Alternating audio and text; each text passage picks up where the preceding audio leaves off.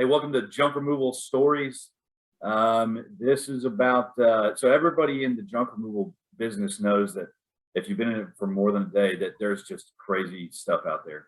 And, here's Ryan, and Ryan owns trash transporters, and you can see his little truck right there in the corner. It's pretty awesome. So Ryan, let us know a little bit about yourself, and we'll get into some stuff here. Happy to. Thanks for having me, Gary. Yeah, man. Appreciate linking up with you recently. A fellow junk hauler professional, much appreciated. I've been out in Washington State. I'm just outside of Seattle, across the water from Seattle. Started this in 2009. We are the highest rated. We consider ourselves the premier, truly local, trusted name in junk removal. So we've been doing it a really long time. We got about average 5-star reviews, about 400 reviews. We donated or recycled over 1 million pounds last year, and we are the fastest growing in our industry. And I love it. Love this business. So you've been in the business for a minute, man. So you've probably seen some wild stuff. But So hey, what I like to do is, in the last couple of weeks, I'll tell you mine. This Monday, we had a new guy, Ryan, start, and his first job was this like super high profile person. And he was like, wow, and then I was telling him how dynamic this business is. You never know what the next job's going to be. It could be the same items, completely different scenario. So we go to the next job, and it's actually, I'm doing a quote. We're actually trying to get the logistics down for this little condo that we're going to do tomorrow. And so I go in there by myself, and I open the door, and it just smells terrible. So the guy had passed away. Didn't know he passed away in the apartment. And so they didn't find him for 5 days.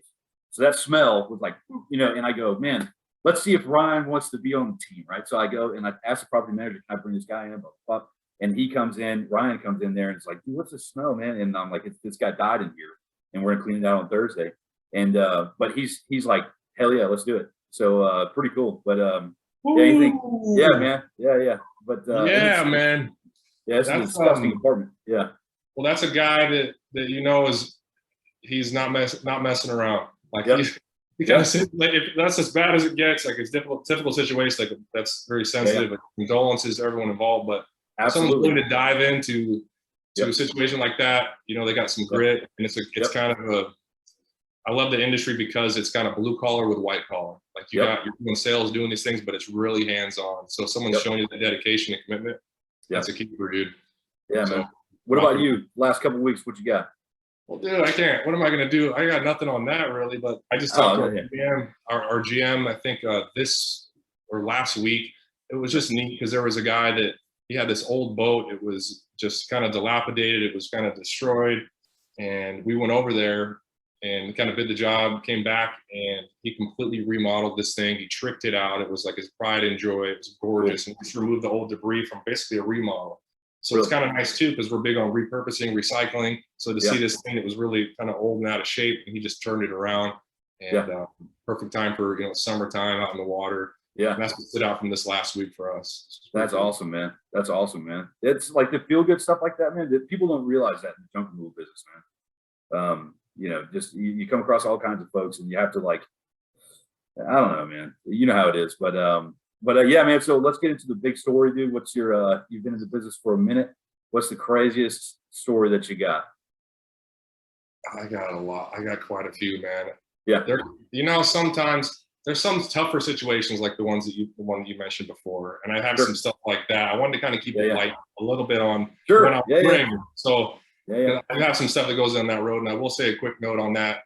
It always made me appreciate, when I was in the field, it always made me appreciate the different kind of jobs. Like you said, it's really dynamic. Sometimes it's something super cool or clean, and sometimes they're a little bit difficult or tricky or not super pleasant. But anyway, I mean, I had a ton of stuff. I wrote a couple down that just popped out, and I'll get to my main one I was going to bring up. But a working phone booth from the 90s that we removed is pretty neat. I think when I chatted with you on the phone, there was a guy that he had a World War I rifle in his garage. We're cleaning it out. He misplaced it for years, and we found it, presented it to him, and he almost broke down. Like he was just super emotional. Right there, that is what I think makes us different from a lot of other junk removal companies. They wouldn't have said anything. You know what I'm saying? That's huge, dude.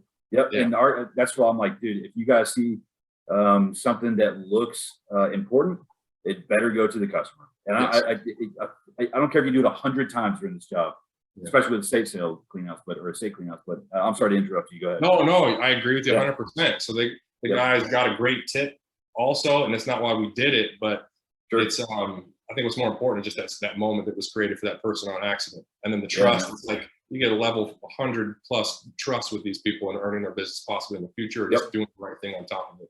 So things like that. You're talking about an apartment. Another thing that popped up there was we went into it and there was beer cans from the floor to the ceiling, and he had about a foot wide pathway. And I don't even know how many thousands of beer cans. I don't know how he racked it up.